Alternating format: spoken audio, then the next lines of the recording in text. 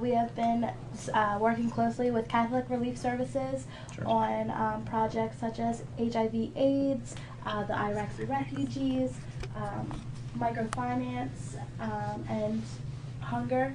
Is that the fourth one? And like ending poverty. And we have also been researching the Millennium Development Goals. So we have, right now we're really focused on food aid and ending poverty.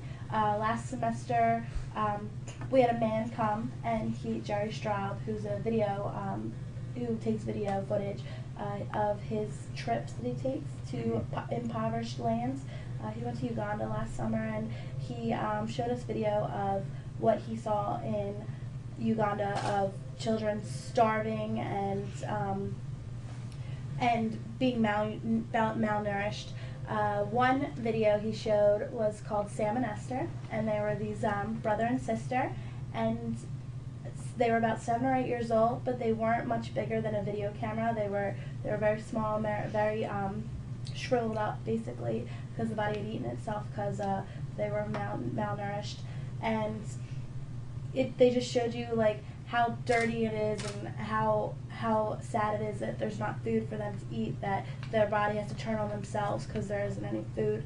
And after the presentation, we left, and nobody left with a dry eye. Everybody had been crying. But what hit me the most was that everybody had just witnessed what had been happening in Uganda, but nobody was going to do anything about it. They were just watching. There's a term that I had been told before. It's called human safarying. Basically, when someone is out looking and they're just taking pictures and looking at the problem, but they're not helping and pushing the problem to solve it.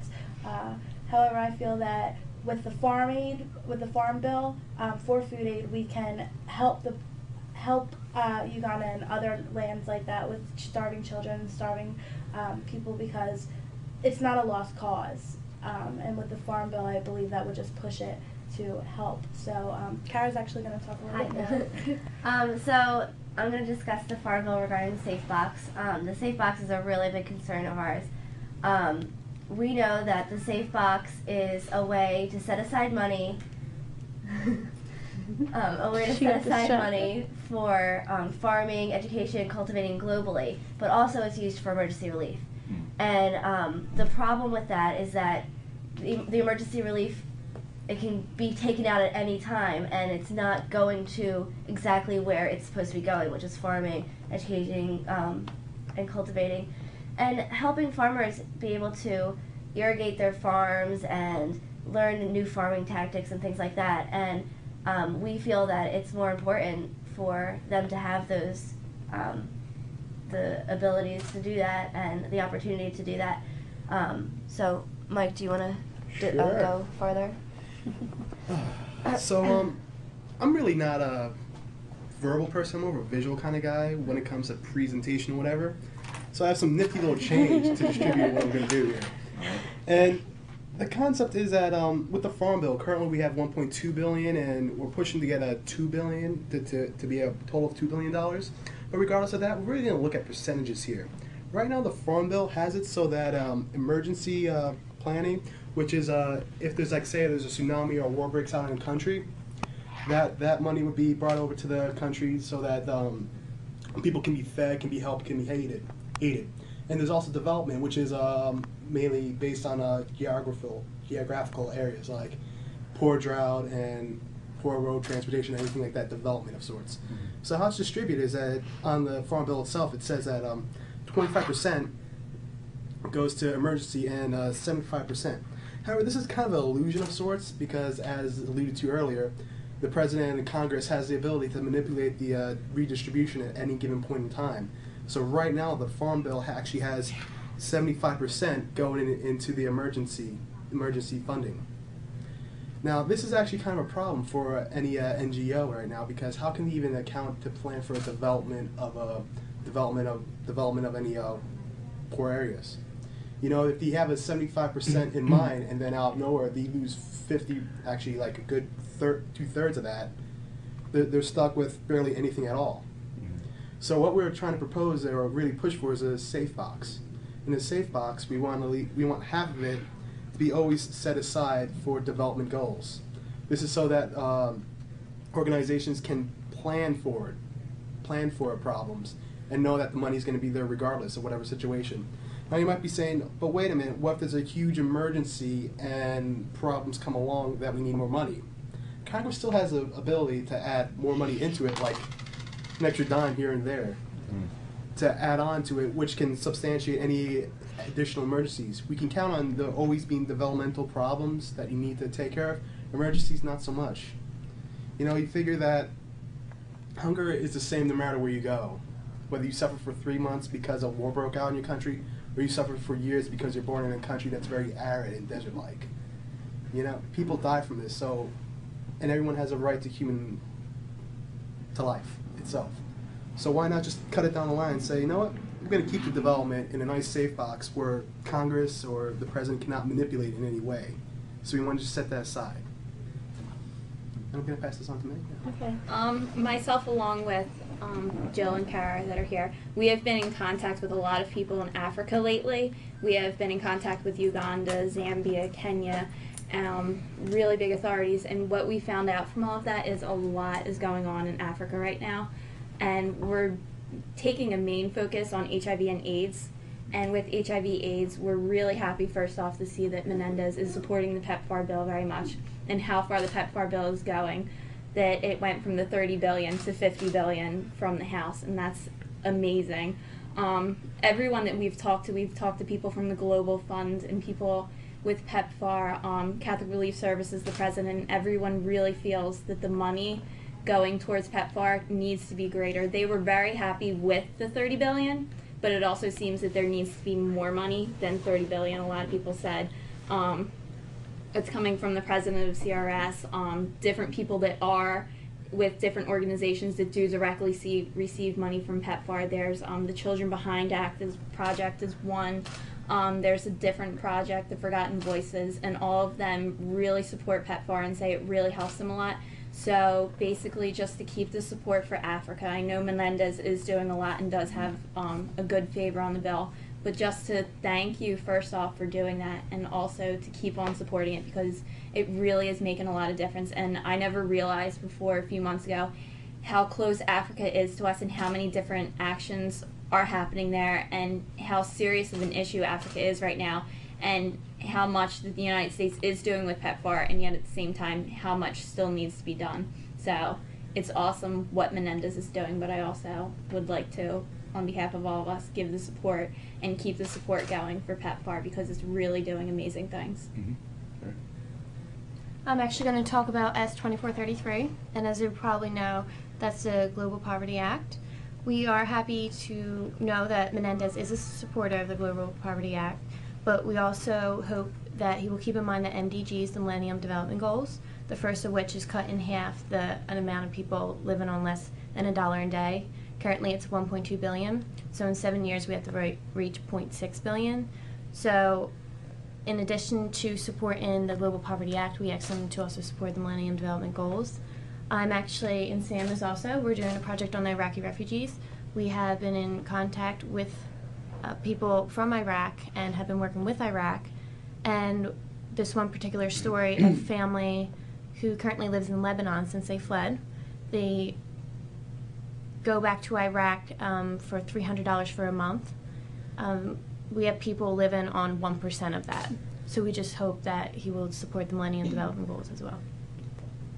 I would also like to talk about the emergency supplemental appropriations bill. Mm-hmm. As you know, the cost of food and oil has just been rising extremely quickly in the United States and all over the world. And because of that, the amount of money that's given for international food aid isn't buying as much as it can. And that bill calls for an extra $200 million to be added to the international food aid this year. Because like I said, with the rising cost of food, they're just not able to buy as much, and then not as many people are receiving this food aid that has just tremendously helped so many people.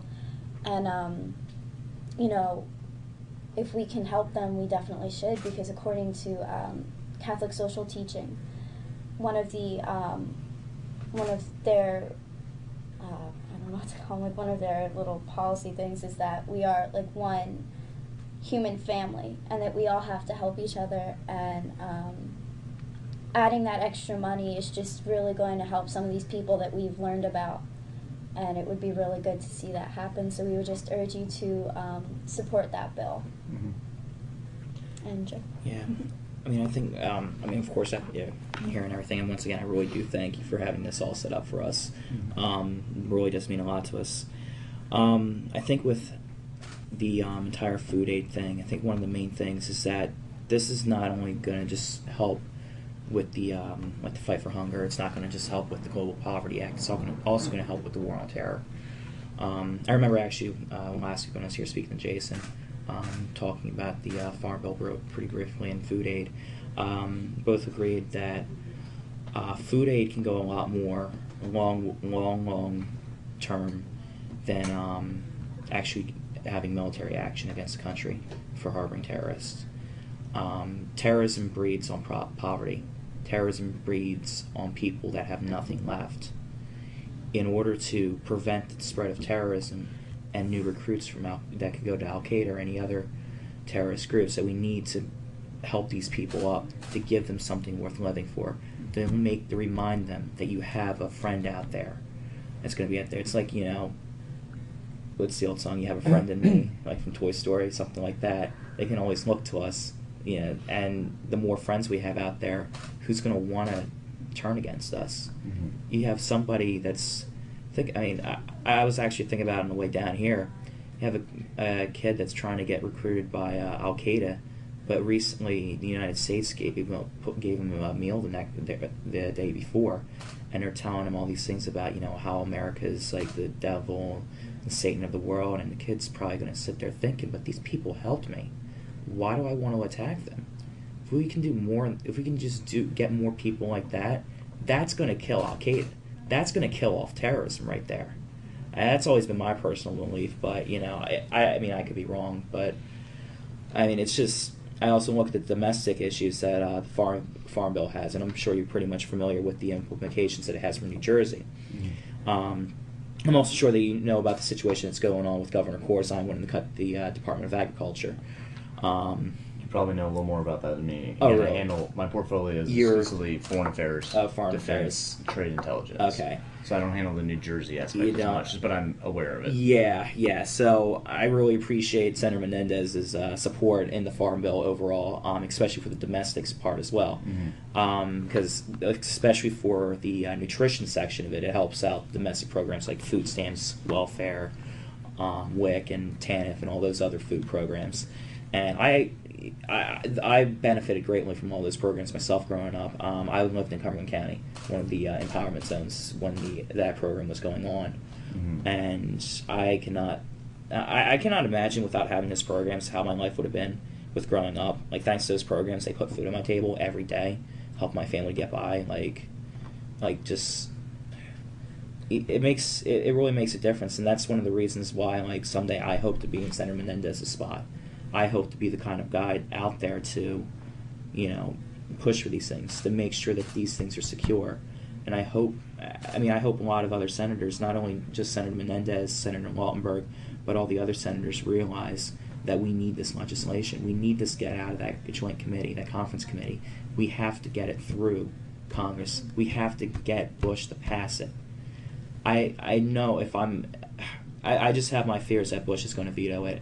And if that's the case, I hope to God Congress comes back against him and overturns his veto and shows him that this is how we fight the war on terror. This is how we solve our problems domestically. And at that, that's basically all I have to say. Do you have any other questions for us at all, or? Well, no. I'm very impressed. These are very, very well researched presentations you've done, and very persuasive, convincing arguments and compelling personal stories as well, and I'm sure everybody maybe has something personally tied into what they presented, at least an interest. So it's refreshing to get this, and I know you're from New Jersey. I don't know if everybody else... Yeah. Oh, you're all... Yeah. I wasn't sure yet. So that's great to hear, especially coming from the state, to have, because we meet often with groups not always from New Jersey, but to have these type of arguments and this type of level of interest in specific issues, especially internationally as well as domestically. It's very good to get it from the state. It's great to work for New Jersey because of people like you, because it's such an advocate state. I mean, the first state to divest from Darfur, you know, they're always kind of at the forefront of different issues, and it's a great state to work for in the sense that, you know, we feel like we're working for New Jersey here.